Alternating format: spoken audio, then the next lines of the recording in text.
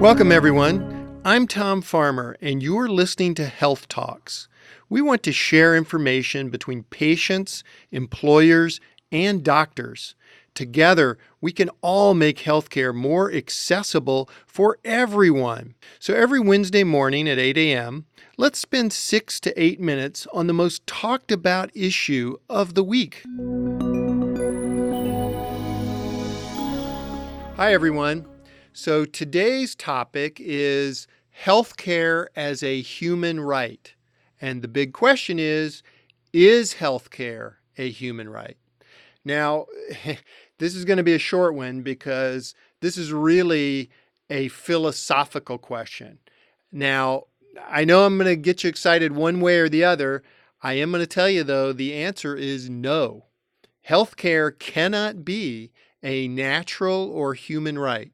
You know, many people discuss natural or legal rights. And remember, natural is being universal. It's inalienable as a right. It can't be repealed or restrained by government and laws. Natural rights are beyond the authority of any government.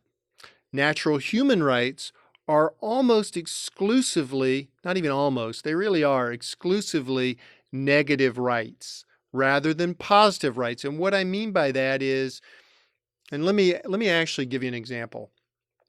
The right not to be killed is a natural negative right.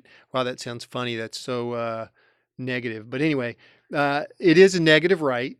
And think of it as a negative right as like, it's inaction. You're not really doing anything. It's negative versus a positive right, which means you have to actually take action. So you have this natural negative right not to be killed, which is universal, right?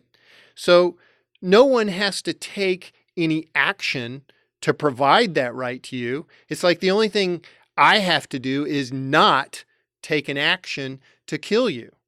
So I know this example is like a little dark and it's way too serious, but it does really kind of show with an extreme example of, the way to kind of answer this question. But, the fundamental problem with the idea of an individual right to health care is that it really turns that idea of a natural human right on its head, because human individual rights do not infringe on the rights of others. So healthcare cannot be a natural human right because it would mean that others must take action to provide you that right. And that leads us to sort of a sub-question here we're getting, which is, yeah, but, shouldn't the government provide healthcare to everyone? Now, I'm definitely not going to get into this one, but, our society has decided it's something that they want to provide based on certain circumstances. So it depends on where you are, but, it is a legal and I guess perhaps a moral question. But if you look at the U.S. today, think about it. You get provided health care if you are 65 or older, or if you are a veteran, or if you are indigent. So that means society has obligated individuals, in other words, they've made a positive law, in other words, you have to take action, to provide it.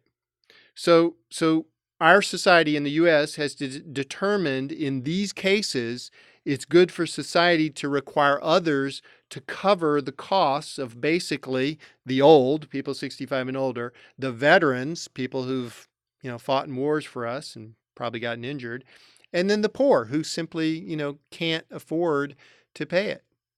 Anyway, I know that's a very controversial topic. I was getting a lot of questions on that. It was kind of funny. And I thought, hey, let's take it on. Let's get it out there. Let's get it answered. So hope that helps. And thanks for listening. Your comments and questions really drive this show, and they actually help us improve understanding for all the listeners. Be sure to leave your comments at www.healora.com/health talks, and we're going to be sure to answer them. Check out the new episodes every Wednesday morning at 8 a.m. Pacific Time. This is Health Talks, powered by Helora.